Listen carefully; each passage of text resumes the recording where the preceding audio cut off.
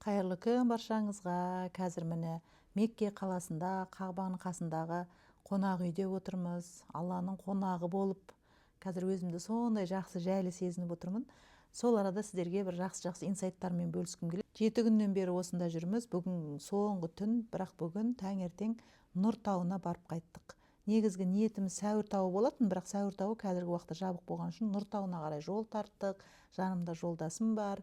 Таксиден түсіп, екеуміз қол ұстасып, ниеттеніп, осы Нұр тауына пайғамбарымыз саллаллаху алейхи вассалам соңғы пайғамбарлық келетін соңғы 6 айында сол жерге күнде келіп, түнеп, сол жерде итикафта болған, яғни былайша айтқанда оңашалану болған, жекешелену болған, қазіргі тілмен айтқанда ретрит жасаған ғой өз-өзіне.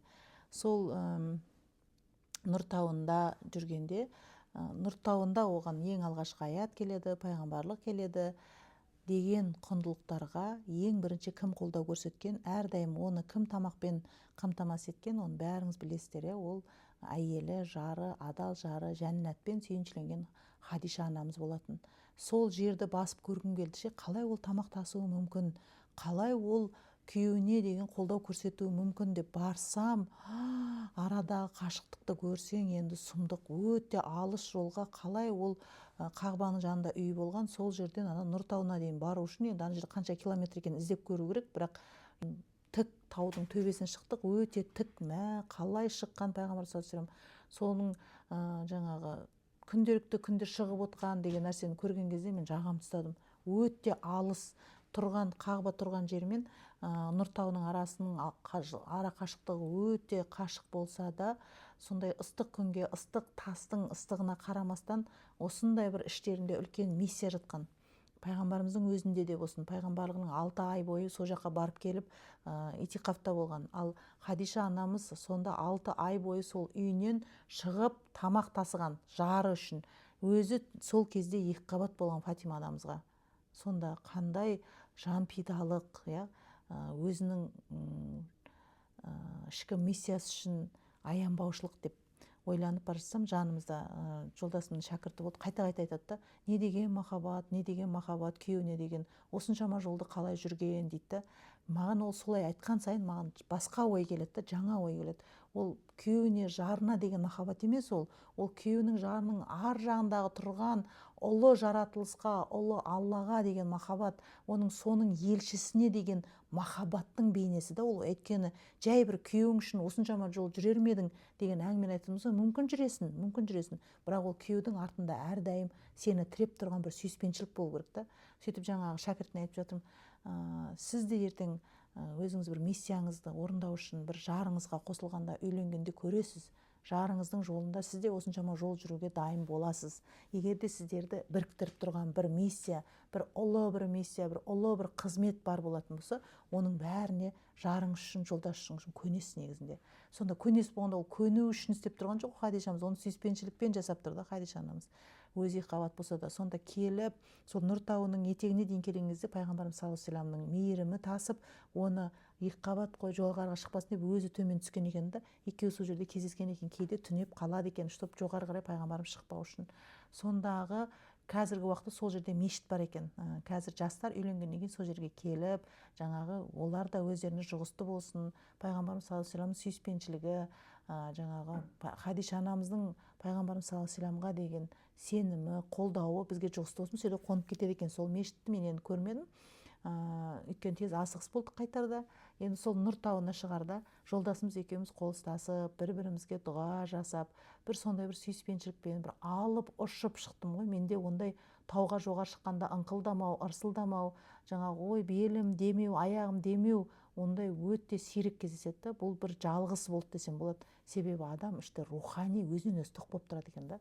Сөйтіп биік тік енді қанша 2 сағат шықтық қой, 2 сағат жол жүріп, жоғары биік шыңға, жаңа Хира үңгіріне бардық. Хира үңгіріне барғанда пайғамбарымыз саллаллаху алейхи вассалам отырған ғой.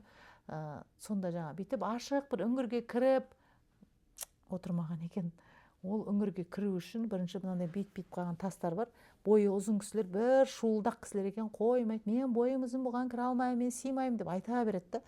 Ал сыймаймын деген адам оған сыймайды негізінде. Көзбен қарасаң, бүйтіп қарасаң сыймайсың. Бірақ мен кірдім. Былай иығыңды бүйтіп жаңағыда бүйтіп иықпен кіре алмайсың, бүйтіп иықпен кіре алмайсың. Біреуің иығың біткен кезде екінші иығың бүйтіп тұру керексің да. Сөйтіп кіретін үңгір жолы сондай өте тар екен. Пайғамбарымыз саллаллаху алейхи вассалам сол жерде жүрген. Елестетіп көріңіздерші. Прям сол жерлердің ауасын жұтқан, сол жерлерді ұстаған, денесін тигізген ғой. Содан өтіп барып жаңағы отырған Иқра сүресі түскен үңгірге дейін бардық. Сол жерде ұстап көрдім. Сол ұстаған алақаныңа иіс сіңген иіс кетпейді екен. Сол жерде ұзақ отырдым, ұзақ уақыт сол иіс шығып тұрады ғой. Пайғамбарымыз саллаллаху алейхи вассаламның болған, отырған, тұрған жердің бәрінде пайғамбарымыз саллаллаху алейхи вассаламның иісі бар. Қазіргі таңда да пайғамбарымыз саллаллаху алейхи вассалам қайтыс болды деген, денелей қайтыс болды дегенмен біздің әрдайым біздің жанымызда екеніміз бәріңіз білесіздер ғой негізінде. Ол келіп кетсе, бір жерлерде жүрсе, сізді тамашаласа, сізге батасын беріп жатқан болса, ол жерде міндетті түрде иіс шығады да. Сол иіс жаңағы Хира үңгірінде бар ғой. Сол Хира үңгірінде сондай бір енді адамзаттың ең биік шыңы ғой ол жер енді.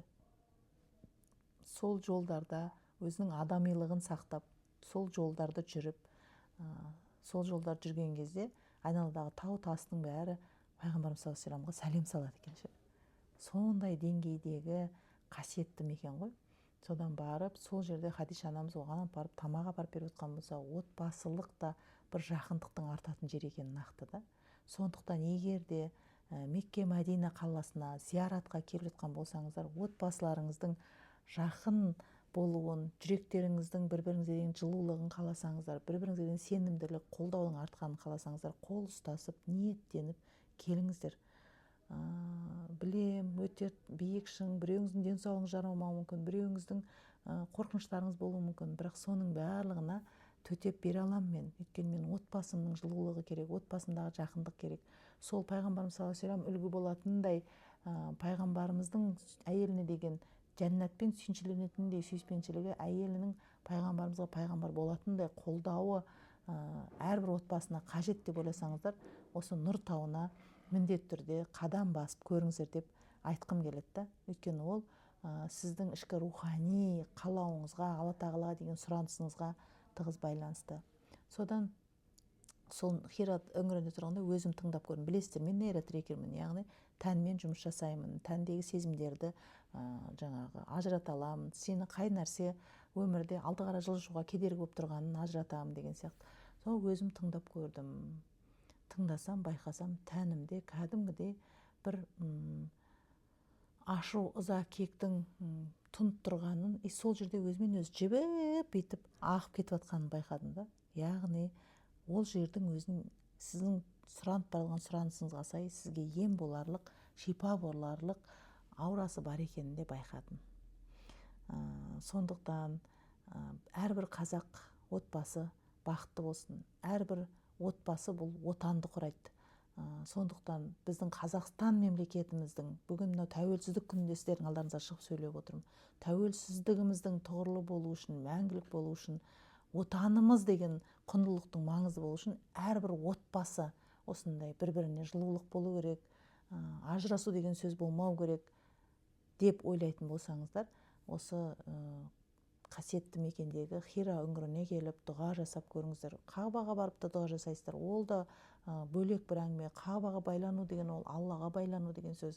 Қағбаның айналасына айналған сайын сіз Аллаға қарай осылай бет бұрып жүгіріп жатсыз деген сөз.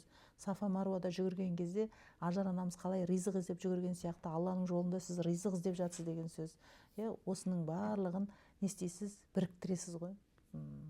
Бір өзіңіздің белгілі бір сұранысыңыз бар шығар, әсіресе отбасына қатысты сұранысыңыз бар шығар, солар осы мекенде не істеп кетсін, шешіліп кетсін.